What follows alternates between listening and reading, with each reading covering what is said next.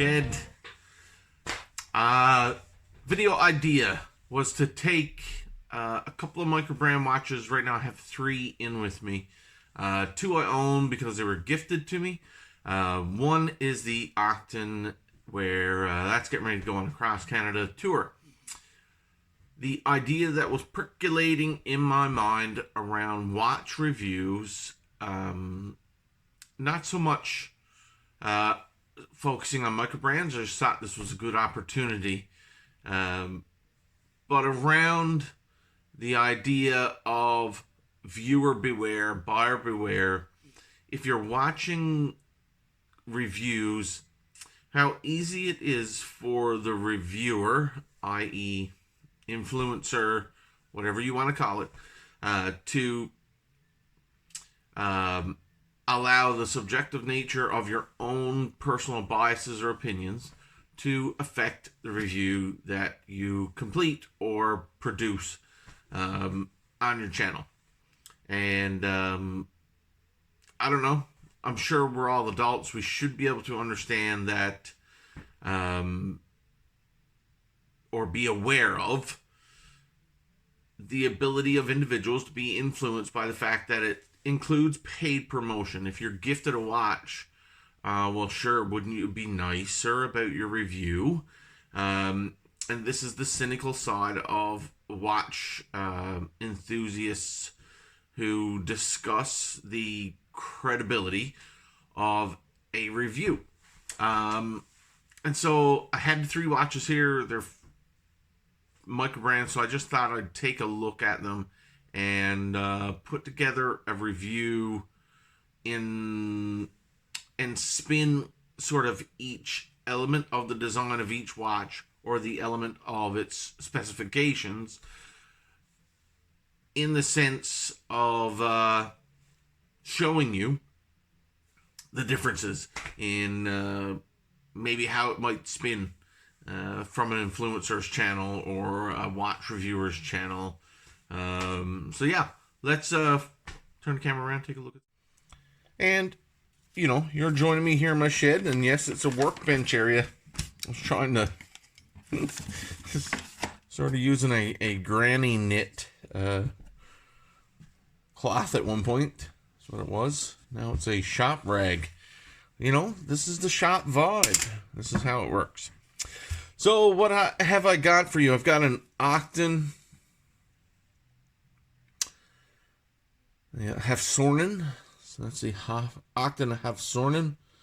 $450 Canadian. There you go. Then we have the Van Banner Parking Master 2.0. That is $660 Canadian. Richard Legrand Odyssey in Fume or Fume Green, green dial. That is $429 Canadian. Now, in this trio of watches, I've been gifted the RLG, and actually RLG has gifted me 2 watches, full transparency. Van Banner has gifted me this Parking Master 2.0, and in the past, Octon has gifted me a watch.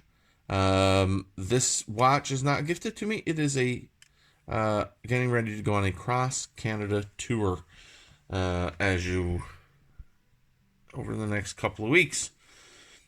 So again, in price, $450, $660, $430 Canadian. The specs: 40 millimeter diameter, 41 millimeter diameter, 39 millimeter diameter. Lug width 22, lug width 20, lug width 20. Thickness 13, 14, and 11.5. These are all in millimeters, metrics. Movement: an H35A, Miyota 9039, and a Miyota 9039. None of the 3 watches have crown guards. They're all screw-down crowns. They all have sapphire crystal. They all have 120 click unidirectional bezels. And water resistance. The Octane has a claimed water resistance of 300 meters, and then 200 each for the Van Banner and RLG. They all have a form of green colorway for the dial. The Octane has printed dial markers and indices. The Van Banner and the RLG have applied markers and numbers and indices. And man, that light up there is taking that Octane. You can see the bar. That's my shop light shining across each of the watches there.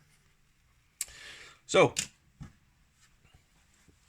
that covers the specs of the watches. Now, you could say that the Octane, here you go, let's talk about the movement. NH35. Okay, NH35, I can spin that as being a positive because it's a robust, proven movement. Or I could spin it as a bit of a negative because, well, NH35 is in just about every freaking micro brand on the planet. And hey, I want something a little new, a little different. Come on, Octane. There you go. Now, with the other two, you could say it, that the Miyota 9039, it's not a Seiko movement. Maybe you're sympathetic to Seiko movements. There you go. Or you could say that the Miyota 9039, being a higher beat movement than the NH35, is somehow better. Let's see the two of them moving.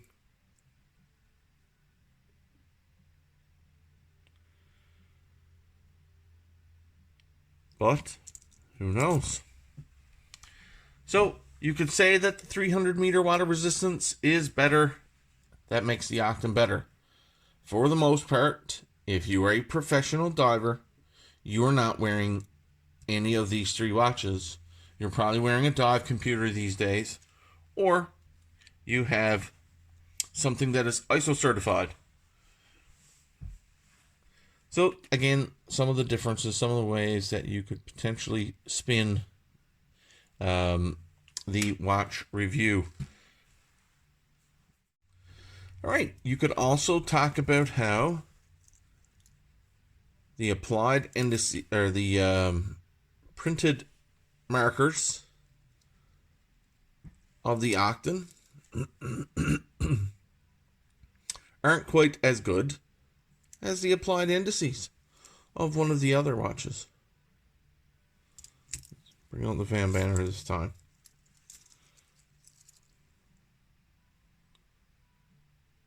Focus. There we go. You could say that the Van Banner with its applied indices is better than the Octane.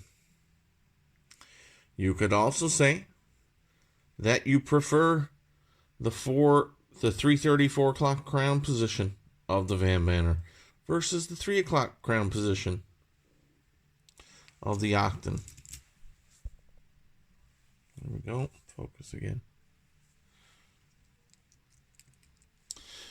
If we move on to the bracelets.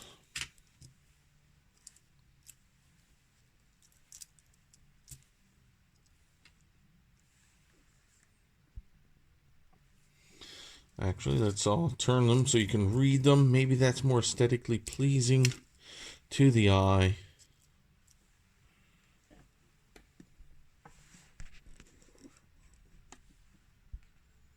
But with the light on them, you can barely read them. So, the fold-over clasp of each one. Here we go. A milled clasp. This one has a security keeper. The Van Banner does. And again, a milled clasp. Another security keeper with the Octane. But no pushers. You've got to... It's a friction sort of you go. You can see the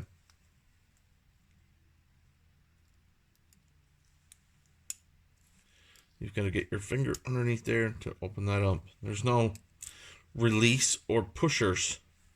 Security release, double pusher, you know.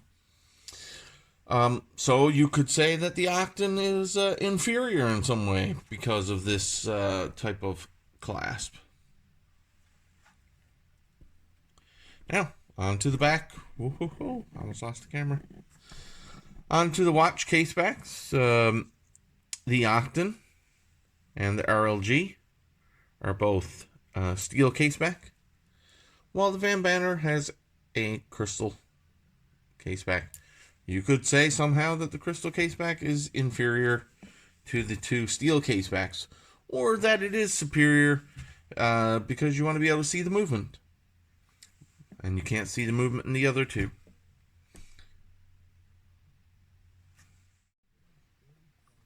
And one other way you could talk about the watches by comparison and potentially say inferior, superior. Both the Octon and the Van Banner have screwed links. They have a screwed bar pin through the links on the bracelet, and the RLG has push pins through the links of the bracelet. Sometimes it's a preference. Doesn't make that much of a difference. Hard to say.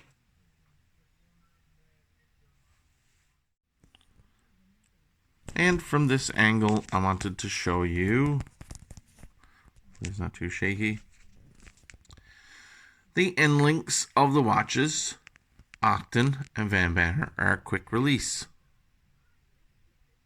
There you go. Oh my, taking off too far. Are quick release, while the RLG is not a quick release option. Would you say that the Octon and the Van Banner are somehow superior for the quick release? Again, it's a preference. Quick release is nice, works very well, typically. Is the RLG less of a watch because it doesn't have quick release? And let's see. Sign crowns on all three. There you go. Okay.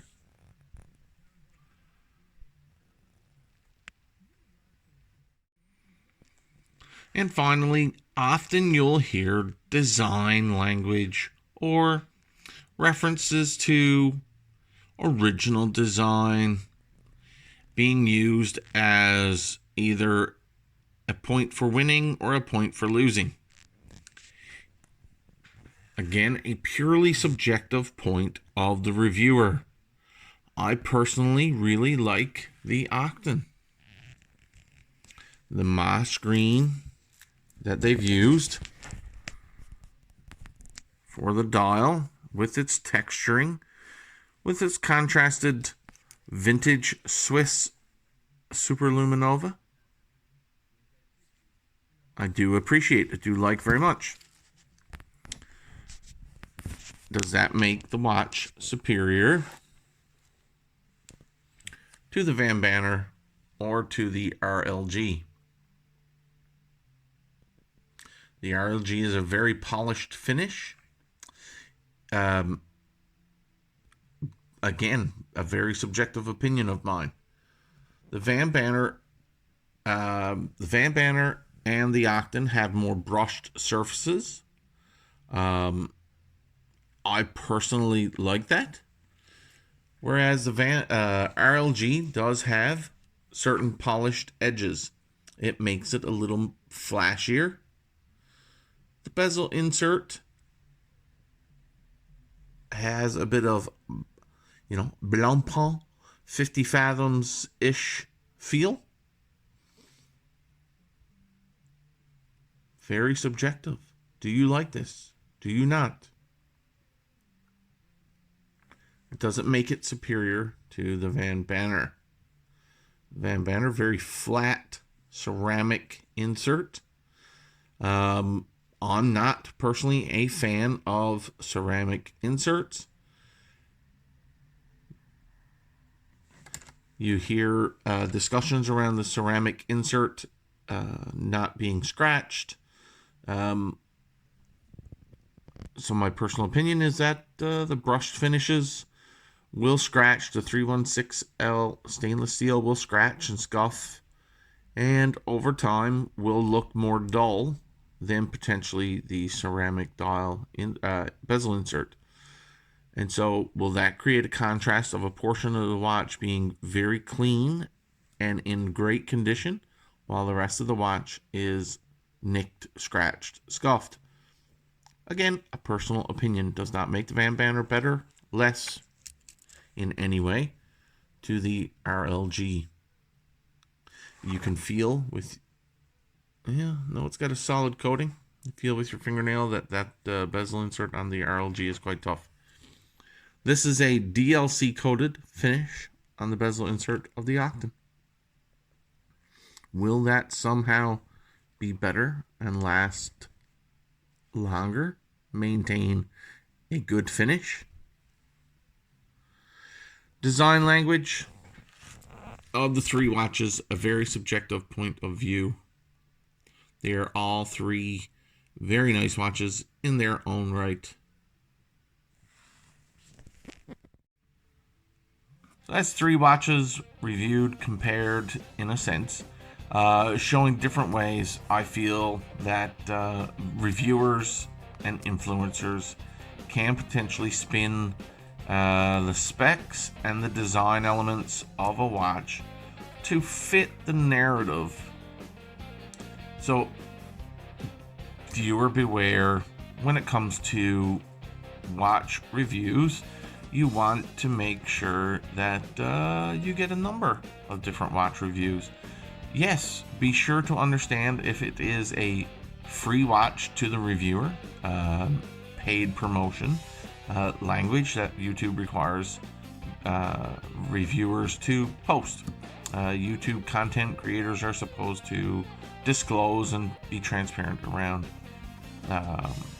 paid promotion, which ultimately, yes, if you receive a watch, it's very similar to paid promotion. Because sure, if you like a watch and you're going to get it for free, you're probably not going to beat the crap out of that watch in a review. But who knows? Maybe that's just me talking. But I do carry a certain amount of cynicism around that type of stuff. Today I am wearing the Orient Saturation Diver Professional. It's a Gen 1. Very beefy watch. Anyways, have a good week.